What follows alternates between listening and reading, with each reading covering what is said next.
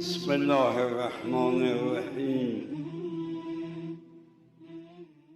بسم الله الرحمن الرحیم و به نستعین و صلی الله علی سیدنا محمد و آله الطاهرین. سوالات زیادی درباره عزاداری ها از ما می شود.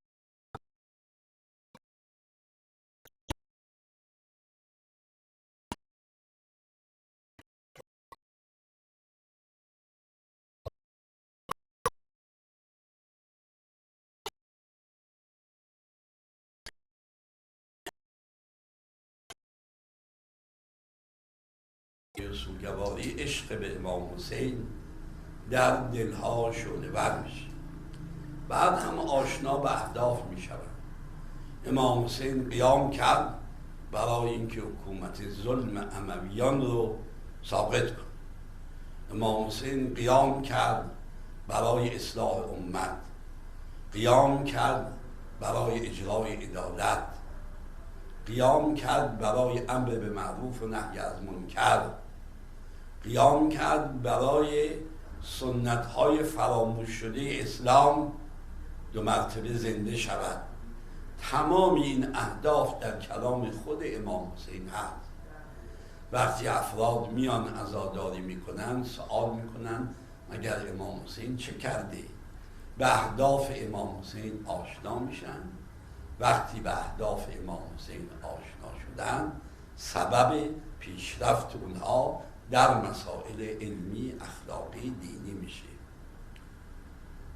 یکی از شعارهای امام حسین هیهات من الذله است، یعنی محال تن به ذلت بده.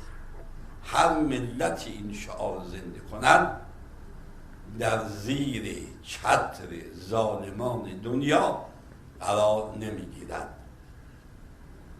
معروف است، میگن گاندی گفته بوده من برای شما ملت هندوستان چیزی جز آنچه حسین برای مسلمین آورد نیاوردم. اگر میخواهید از شر استعمار انگلستان نجات پیدا کنید، در مکتب امام حسین آموزش هیهات من الذله ببینید.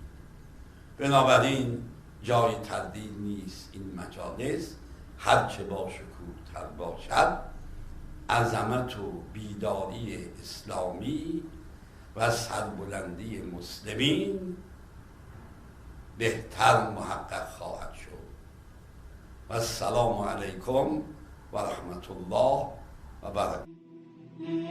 و السلام علیکم و رحمت الله و برکاته.